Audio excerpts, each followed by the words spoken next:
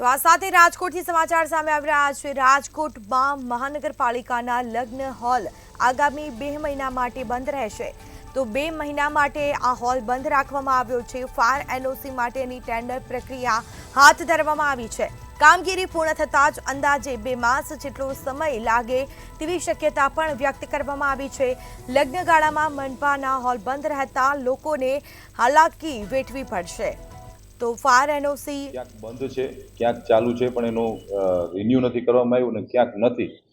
આ બધી અલગ અલગ વિસંગતતાઓના કારણે રાજકોટ મ્યુનિસિપલ કોર્પોરેશનના 3 ઝોનની અંદર 1 ઓગસ્ટથી ફાયર કોમ્યુનિટી હોલ બંધ કરીએ છીએ અને તમામ હોલની અંદર 2 મહિનાના સમયગાળા દરમિયાન ફાયરના સાધનો ફિટ કરવા માટેની એક ટેન્ડર પ્રક્રિયા આવતીકાલથી શરૂ કરીએ છીએ।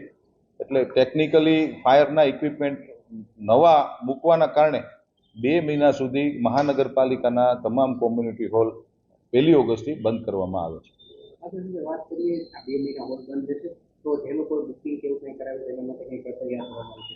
જેમના બુકિંગ છે એ સ્વાભાવિકપણે કેન્સલ કરવા પડે, કારણ કે ત્યાં ફાયરના ઇક્વિપમેન્ટ ક્યાંક ફિટ કરવાના છે। એટલે નાના મોટા સિવિલ વર્ક પણ આવશે। એટલે કોઈને આવનારા દિવસોમાં કોઈ સિટીઝન્સને પ્રોબ્લેમ ન થાય એના માટે 15 દિવસ પહેલાં પણ અમે લોકોએ મહાનગરપાલિકાએ જાહેરાત કરી દીધી છે કે 31 જુલાઈ સુધી જેના હોલના બુકિંગ હશે એ બધા જ લોકો એ યુઝ કરી શકશે। અને 1 ઓગસ્ટથી બુકિંગ જ અમે બંધ કર્યા છે, પણ એટલા બધા ઓગસ્ટ મહિનામાં હતા નહીં। મારા અંદાજ મુજબ 10 જેટલા બુકિંગ હતા, પણ એ અમે લોકોએ રદ કર્યા।